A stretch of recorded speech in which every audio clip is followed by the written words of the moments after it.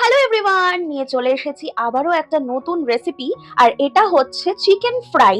বাঙালি স্টাইলের ফিশ ফ্রাইয়ের মতো করেই বানিয়েছিলাম চিকেন ফ্রাই। তার জন্য আমি ব্যবহার করেছি চিকেনের ব্রেস্ট পিস, মানে বোনলেস পিস থেকেই কিন্তু এটা খুব ভালো হবে। তো সেই মতো আমি নর্মাল বাড়িতে থাকা যে ছুরি থাকে সেই দিয়েই পিসগুলো মোটামুটি আমার পছন্দ মতো কেটে নিয়েছি। দোকানের মতন অত ভালো বড় ছুরি আমার কাছে ছিল না, আর সেরকম ট্রেও নেই যে বড় করে আমি বানাবো। তাই আমি মোটামুটি একটা সাইজ করে কেটে সেখানে আমি ম্যারিনেট করে রেখেছি। ম্যারিনেশনে কি কি লাগছে সেটা আমি স্ক্রিনে মেনশন করে দিয়েছি। এবং তারপরের ধাপটা ছিল ব্যাটার, সেটাকেও আমি রেডি করেছিলাম।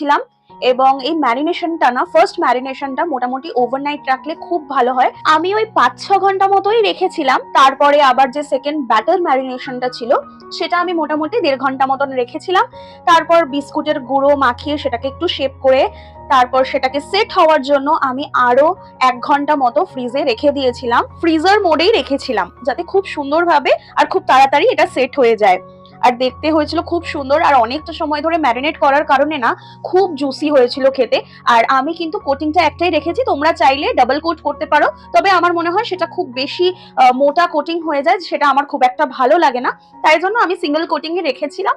বড় বড় জায়গায় অথেন্টিক ফ্রাইড আইটেমস খেতে গেলে কিন্তু মোটামুটি 200 টাকা করে পার পিস পড়েই যায়।